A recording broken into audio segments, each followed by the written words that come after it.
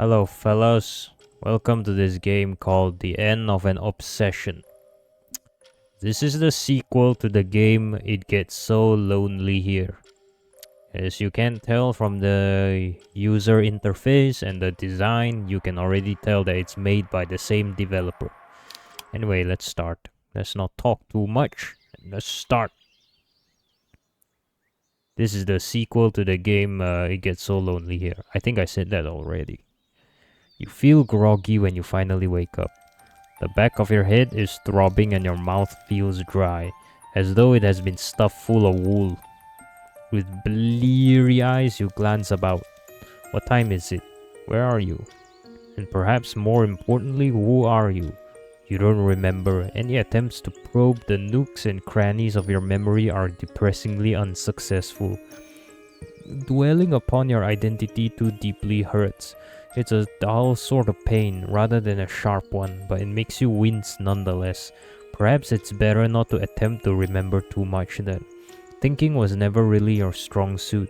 You have always been a creature that existed upon pure instinct. A fool who thought that she was more intelligent than she was. It would seem that I am getting carried away. My apologies. This is not that sort of story, and in any case, I can hardly have the energy to be too acerbic. I'm afraid this has already been done before, and I wouldn't want to be repetitive or worse still, trite and tedious. I will try to restrain myself for the rest of this narrative. Now let us return to your predicament. You do not know who you are or where you are, but with some luck there should be something close at hand to jog your memory. It's bright and you have to blink away spots of white which bloom behind your eyelids, hissing like a scalded cat. You rub your eyes with the heel of your palm. Your surroundings melt and twist around you, rippling like the troubled surface of a lake. Then, all of a sudden, you hear a voice call to you, light and bright and full of girlish amusement. Ooh, I see you're finally awake. Who said that? Ah, just there, you see her now. God damn, she beautiful. There is a woman standing by her bedside. She has the hair the color of sunset that curls around her face. Her eyes are soft and a smile plays about her lips. She looks sweet like an angel, but you know only too well that looks can be deceiving. You are unsure whether you trust her. Given what happened in the last game, right? The prequel. I'm not surprised if we got trust issues. Okay. So what's she gonna do? She gonna eat us, drown us, bury us? Or maybe all three? It is hard to trust anybody when your hate aches so much and you do not know where you are. Especially a woman such as this, who looks so very at ease. Does she not realize how anxious you feel, or does she simply not care? You try to ask her what's going on, but you can only get half of the question out before you start to cough. Oh, you poor thing.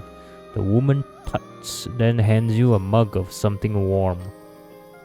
You've been through a lot, but don't worry, I'll look after you. Now here, drink this. You look down at the cup and it's dun brown contents askance. Is this really safe for human consumption? I think she's feeding us human feces. Yes, it's fine, silly. I have not poisoned it, if that's what you're worried about. In fact, it's the opposite. The opposite? Indeed, I enchanted it to soothe any unwanted aches and pains. And I'm sure your head is aching. It must be, after everything that's happened. What happened? Now, I'll only answer one question at a time. It'll get confusing otherwise, and you must be plenty confused already. Now come on, drink. You are a little hesitant to fulfill this woman's request. She's a stranger after all, and you have no idea what the liquid inside the cup is. This could be some sort of trap. But the woman is smiling and she doesn't necessarily look wicked. Perhaps you can trust her? You bring the cup to your lips, not knowing what else to do. The weight of her expectant stare is uncomfortably heavy and begin to sip. Can we not ask her to offer us water instead? Ah, look at it. A full view of the princess. or a full view of the maiden, the queen. The drink is warm, surprisingly so. It makes your lips tingle. As for the taste, well, it's not unpleasant. In fact, it's quite nice. Is that honey? You only intended to take a small sip of this curious drink, but before you know it, you have downed the whole mug. It tastes too good, and your head does feel a lot lighter now. You thank the woman hesitantly. You know not what else to say, and she beams. It's alright. I thought you could use a little pick-me-up after everything. You've not had an easy time of it, haven't you? No? No! You don't remember? The woman asks. Not a single thing. Well, maybe that's for the best. What happened to you was probably quite traumatic, though I did try to be gentle. I didn't want to cause you any undue hurt, but here's the thing. It's surprisingly hard to kidnap a princess from a palace without causing a little bit of a fuss. Haha.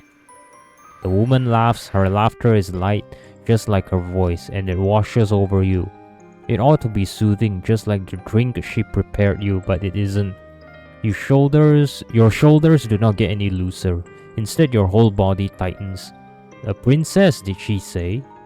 Yes, that's right. You're a princess and I'm a witch. Ah, she's a witch. Everybody in the kingdom said you were singularly beautiful. Not that I'm put much stock in those rumors, of course. I mean, how many people can say they have actually seen a princess? I thought it was all hearsay, just stuff and nonsense really.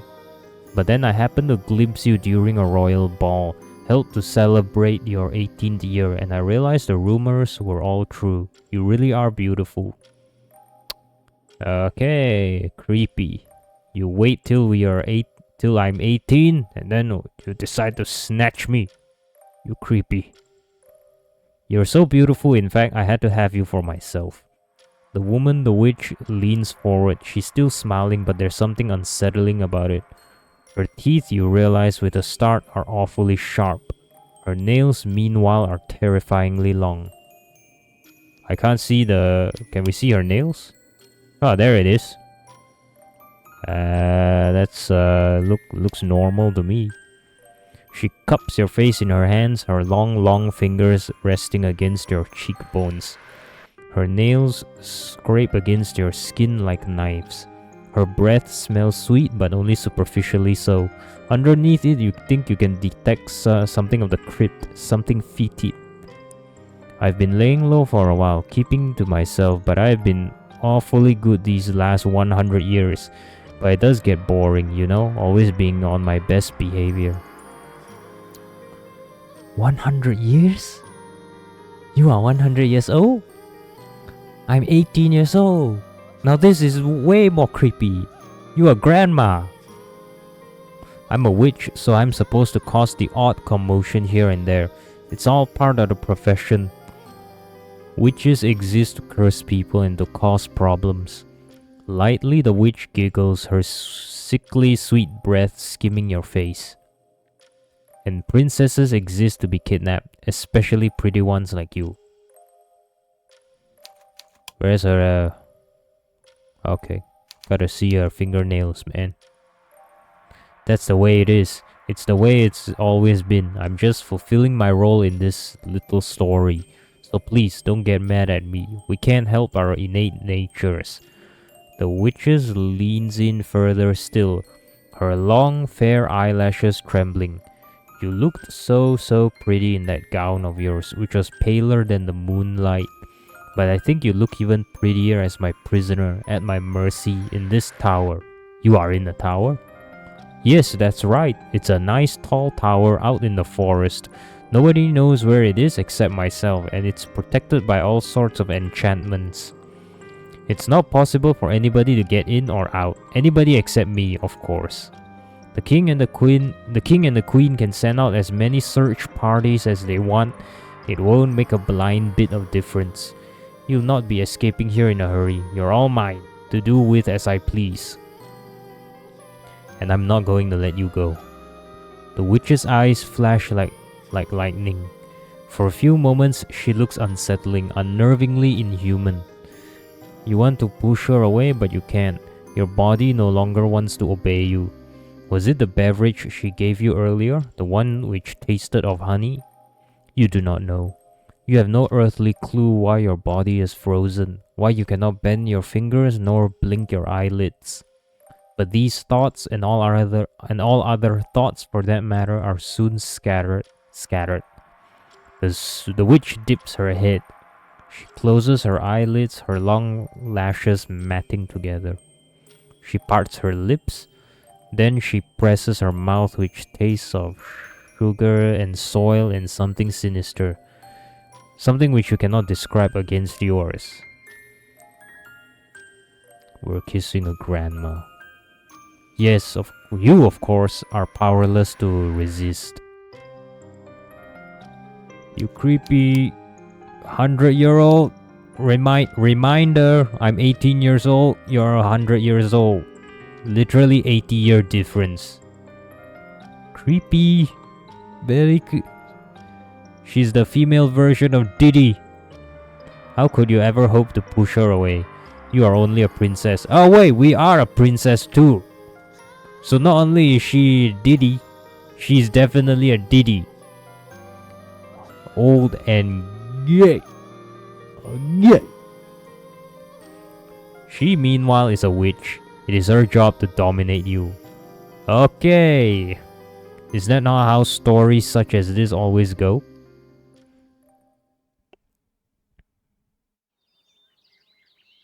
Once again, you feel groggy when you wake up. The back of your head is still pulsating and your mouth feels dry, as though it has been stuffed full of wool. Your stomach, meanwhile, is coiled up in knots. You feel sick. What time is it? You sit up in bed blearily, half asleep, wiping your eyes with the back of your arm when... Ooh, are you finally awake? Oh? You glance up, your head snapping into position like a ball-jointed doll's. You recognize the woman who is standing by your bedside. It is the same woman you saw yesterday, the one who looks like a rose. Did she not say she was a witch? How very curious. You ask the witch what she is doing, an innocent inquiry tempered by sleep, which makes her laugh. What does it look like, my dear? I am waking you up. Well, yes, you can see that.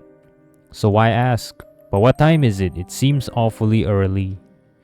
It's not so very early, really. It is a sensible hour, one that young maidens, fair princesses such as yourself, should be up and about. I'm sure your servants awoke you far earlier than this, when you still live in the palace, to help you with your toilet. Toilet? I think you mean to say, help me with my toilet duties. Did they not bathe you and brush your hair and dress you? Did they? You cannot rightly remember, but the witch is waiting for an answer, and you don't want to disappoint her. If you really are a princess, surely you must have had servants. You nod. What else are you to do? And the witch smiles. I knew it. You should have been awake hours ago. But I am an uncommonly kind witch, and I won't scold you for being slatternly. I used to be scolded myself when I was younger for, all sorts of misdemeanors. Most of them were made up. I don't wanna do unto you as others did to me, not when you are my very precious guest. Your face colors a bit at the compliment, though you cannot help but wonder who would be foolish enough to scold a witch. Her mother, of course. No matter who you are, you still gotta obey mama. Well, I wasn't always a witch, you know. Was she not? No, people aren't born as witches, dear one. They become them after being subjected to enough hurt during their lives that they wish to shed their former selves, so that they might attain power of their own. Witches are humans who have been wronged, who wish to inflict some part of their suffering upon others in turn. Not that I mean to hurt you, of course. That would be a waste, when you have such a pretty face, and such lovely long hair too. Now, the witch beams, looking positively perky as she retrieves a gilt-backed brush from your bedside table. Would you let me brush your hair for you, dear one? Your hair? Yes, your hair. It is awfully tangled, and you have rather a lot of it to look after. You must have been tossing and turning in your sleep, because you have knotted it. I doubt you know how to brush your own hair. What with your fancy upbringing, so may I? You eye the witch hesitantly, some of your former unease returning to you. Why, you ask the witch, does she care about your appearance so much? What does it matter? Why does it matter when you are trapped in this tower? It matters because you are a princess, dear one. A princess is still a princess, whether she's in a palace surrounded by her courtiers or trapped in a tower with a wicked witch. In fact, one might argue that a princess is even more of a princess when she is being held hostage by a witch. And how does that work? It's how all of these stories work. Princesses and witches are just two sides of the same coin, the good and the bad, the maiden and the hag. Not that I think I look particularly hag-like. Of course you don't. Of course you don't look like a hag. You use your tricky magic to make yourself look like a princess, too.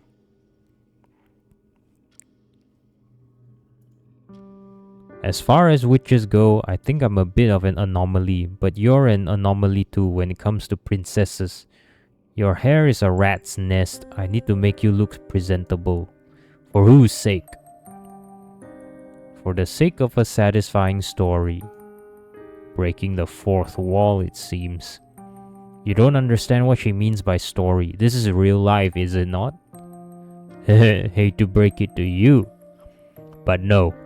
You are in a video game, and you are 2D. Well, I wonder what is real and what is not. It's often up to the beholder.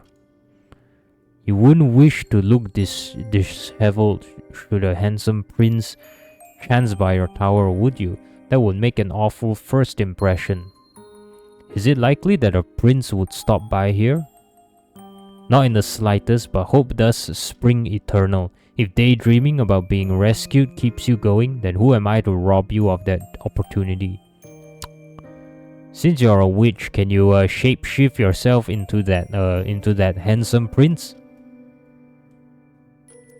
I mean, just saying, unless your powers are too weak. Goodness, that is so generous of her. I know, I'm a veritable saintess. Now come here, your hair isn't going to brush itself. You can see that the witch is very insistent about this, the why you cannot fathom, so you give in. It isn't as though you have many other options being locked away in this tower as you are. Excellent! Now just leave everything to me. I have experience, you know, when it comes to making princesses look pretty. Oh really, is she in the habit of kidnapping princesses? We're not the first one, are we? Would you like to know? The witch giggles as she settles herself down upon your bed, then reaches for your hair. So we are not the first princess she kidnapped. She is 100% the female version of Diddy, kidnapping underage princess. Your body tenses at this initial contact, as if fretful she might strike you, might slice you, but the witch, despite her title, does neither of those things. Instead, she begins to work, as obedient as any drudge, running the comb through your locks over and over and over again until they start to crackle. Another day at the tower. On the third morning, you are ready and waiting for your visitor when she arrives, though perhaps appears would be a better word inside your tower. You should have come to expect the witch's presence, so you are not surprised when she takes a seat at the side of your bed. You regard her uneasily, still attired in your nightgown, your hair rumpled after yet another night spent tossing and turning.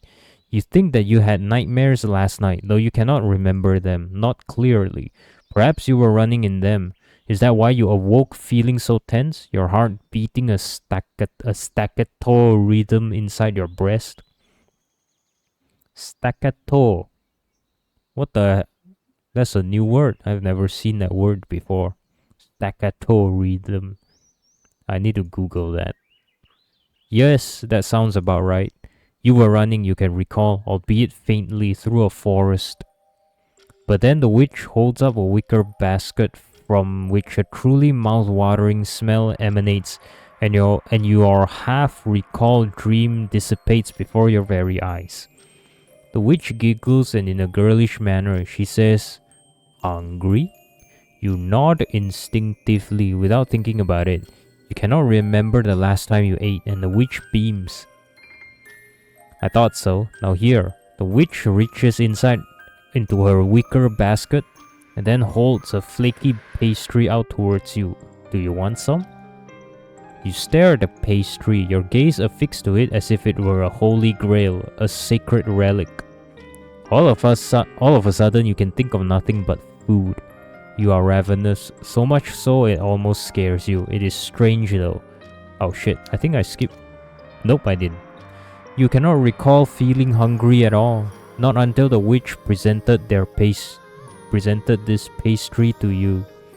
It is almost as if your body forgot what it meant to be hungry until now. You could have done without the hunger pangs, but now you have remembered what hunger is.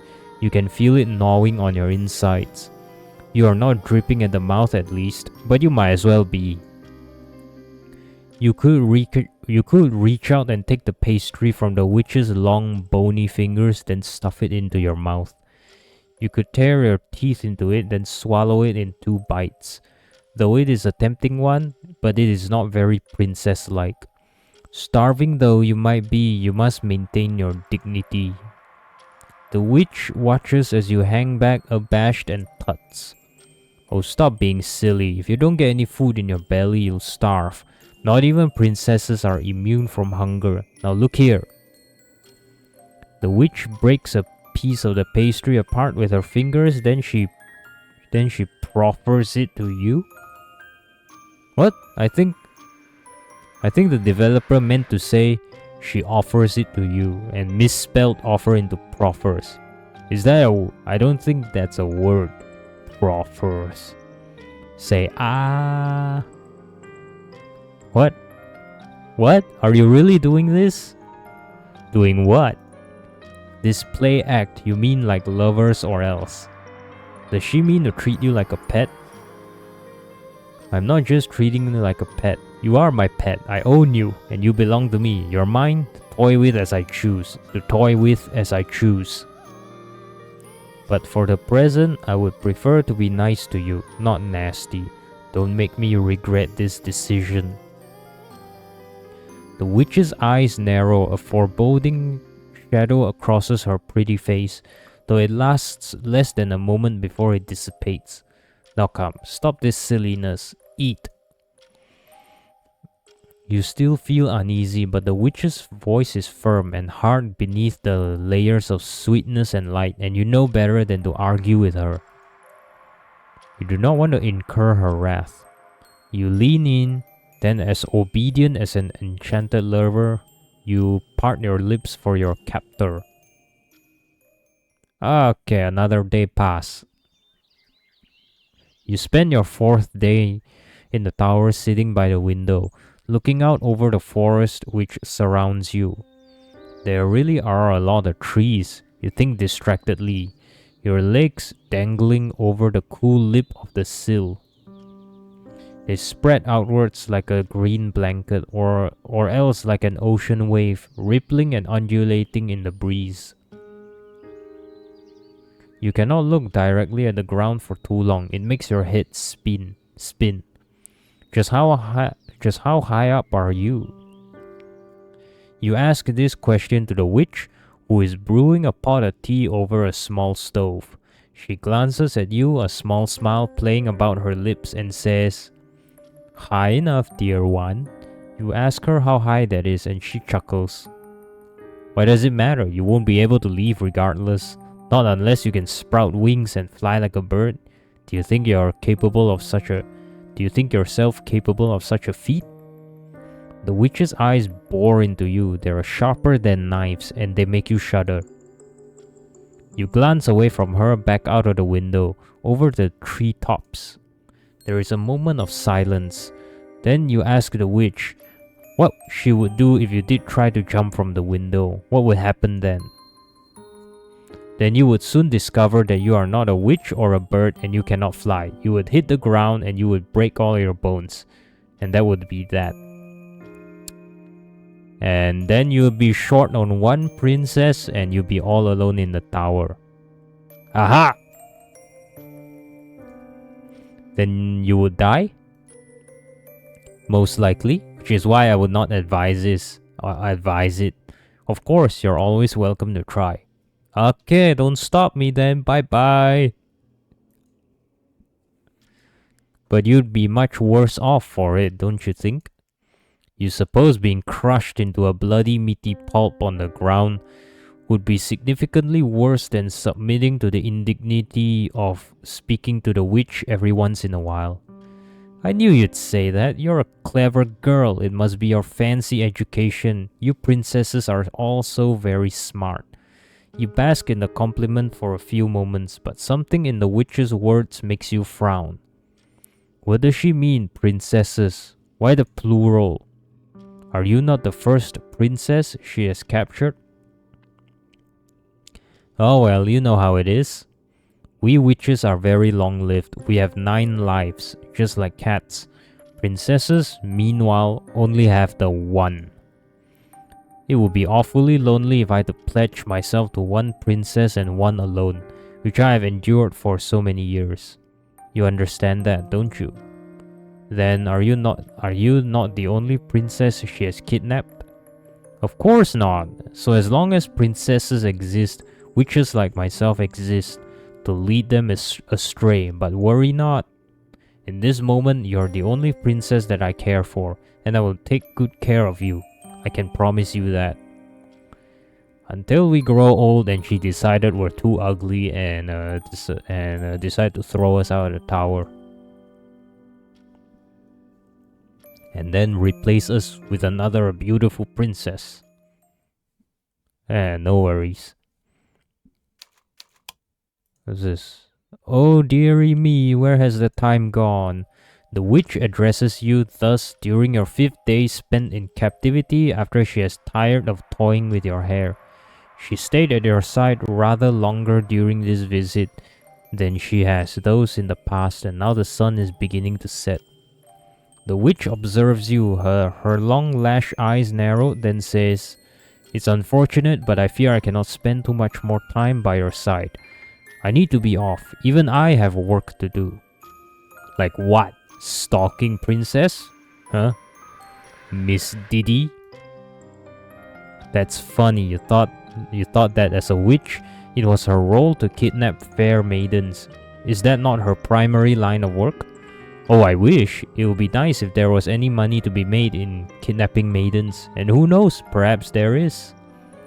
If I put a ransom on you, I'm sure the king and the queen would acquiesce to my requests. Sorry for that. That's a big word. I need some time to say it. I could make quite a tidy profit from capturing princesses. But they say you should never mix work and pleasure. While it would be nice to make a profit from my passion, I wouldn't wish to tire of my favorite pastime. That would be a true tragedy. So she regards kidnapping young women as a pastime? Well, what else would it be? It's just a bit of fun. For her, maybe it is, but for you? Oh, I'm sure you'll get used to it soon enough. I've not been too unforgivably wicked to you, have I? You think, briefly, upon the kisses that the witch has plied you with during the last few days, her mouth pressed firmly against your own?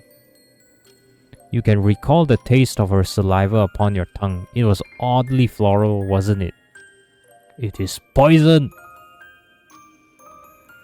Everything about the witch is oddly floral, though you think she might be compensating for something. Okay.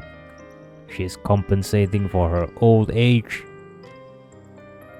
When she kissed you, you thought you could taste the earth and the dirt, silty soil and riding. Oh, okay.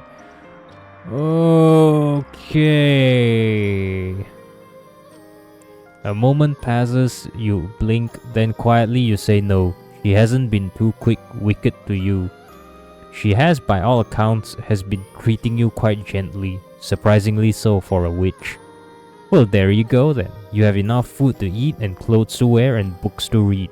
What more could a girl want for? Leaving this tower? Going back to my mom and dad? Oh, you don't know. Your freedom, maybe? Freedom is overrated. How much of it did you have when you were a princess? That is a good question. You cannot remember. That's what I thought. The witch smiles smugly, then she leans in. She takes your face between her palms, cupping it, and then says, "Now look, there are many people out there who seek the aid of witches such as myself. There are many sad, lonely little girls out there with no friends and family and nobody who will listen to them. Granting their wishes is my job, though I fear I've been ignoring their plaintive cries in favor of spending time with you. My clients will probably get angry if I keep shirking my duties. Now that is peculiar. You are surprised that so many people would willingly seek the services of a witch. Do they not have a bad reputation in these lands? Indeed, we do. A bad reputation is better than having no reputation, though. Some people are desperate enough that they are even willing to turn to the devil for help. Though I thought that you would know that already, dear one." You fail to see how this conversational topic is related to you. But then again, you have always been a bit slow on the uptake. In any case, I think I'll be busy for a few days. I won't be able to pay you as many regular visits as I have been, but don't fret, I will try to hurry with my obligations as quickly as I can, so I can be with you once again, like fate ordained. Fate. Yes, indeed. A princess is nothing without a witch to keep guard over her. Without me, I fear your existence would lose all meaning. But I would lose meaning without you too. We need one another, just like roses need the earth in which they sprout, so of course I will return to you. I cannot help myself. We are drawn together, you and I, but if you wish for further reassurance, I do not mind making an oath. Now look here. The witch relinquishes her grip upon you and takes a step back. For a few moments, you allow yourself to feel a flicker of relief, soothed by the distance which has now been put between yourself and the witch. But then you see a flash of silver in the witch's right hand, and your relief soon withers. What's that? Oh, a knife. Oh, I can already see the full image. See the knife from here. Don't know why I gotta see the full image. Whatever. Here you go. See the full image. What is she holding? This is a knife, my dear. My dear one. Just a simple paring knife, really. I mostly use it for peeling fruits, but it should serve my purpose well enough. Behold! The witch lifts her right hand, holding it upwards so it is level with your curious eyes. She extends her long bony fingers, flexing them so they seem to expand like the unfurling petals of a flower. With her other hand, she holds the handle of the knife steady. Unblinkingly, she introduces the blade of the knife to her palm. Then she presses. Blood begins to bloom on her white flesh in moments, her skin cleaving beneath the tip of the knife. You watch entranced as gobbets of bright red blood splash against the silvery blade, sullying it. The witch cuts herself without any hesitation, without any emotion, as a gardener might snip through the stem of a flower with a pair of shears. Does she not feel any pain? It does not look like it. Her expression is quite impassive, unwavering even. You have wondered before, but you are quite certain now.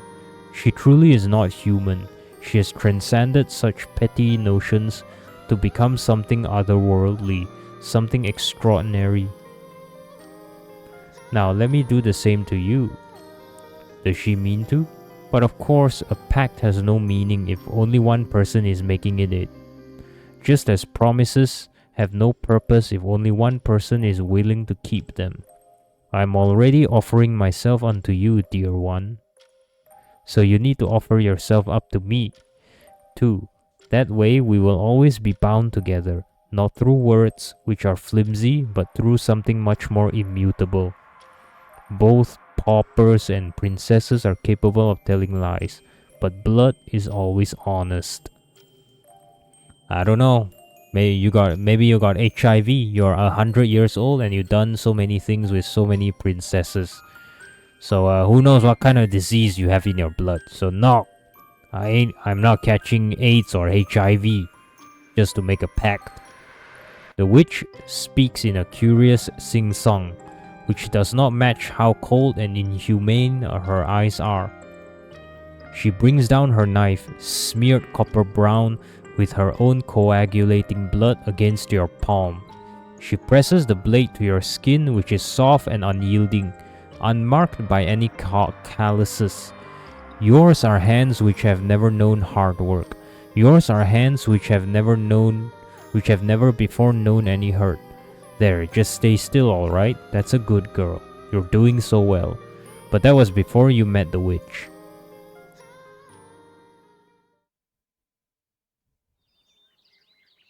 Once more, you find yourself sitting by the tower window, looking out over the forest. The witch was right, you think glumly. As you scan the tops of the trees, this tower is really deep in the woods. Though you strain your eyes, there is nothing but green and more green. The trees are nigh on endless.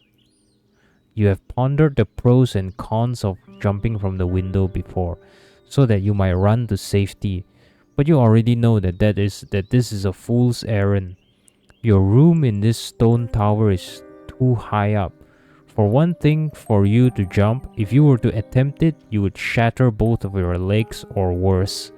You are unsure whether you can survive the fall, no matter how verdant the grass is at the base of your tower. And even if you did survive, you would not know where to run. You do not know where the nearest city is. For all you know, it could be miles and miles away. Nobody will be coming to save you, and you cannot save yourself. Princesses shouldn't be too proactive. This isn't how stories like these are meant to go. Like a good little girl, you sit by your window, looking out over the forest, which stretches on endlessly, and you think. You daydream and you dither, but in the end, you do absolutely nothing.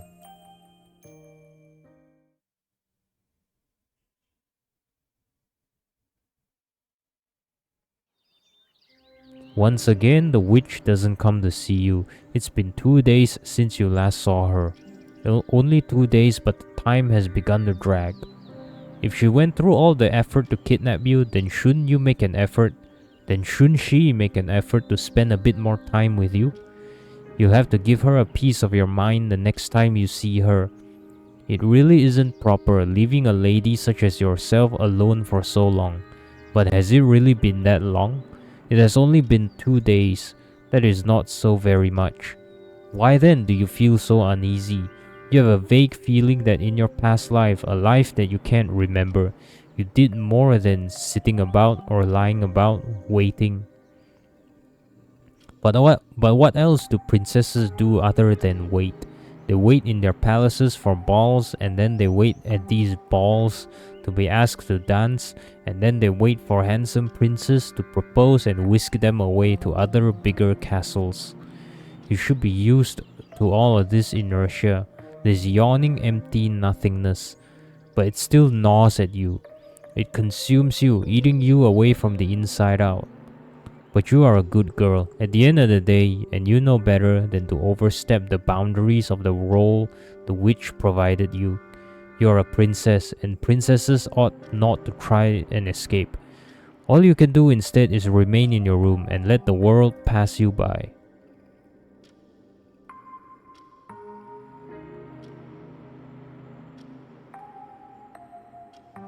Wow, time is really passing by. Ah, look who's back! Dear one, it really is good to see you again. I missed you. And we're gonna stop here. It's getting late and I gotta sleep. So see you guys in the next part where we continue from here. Bye bye.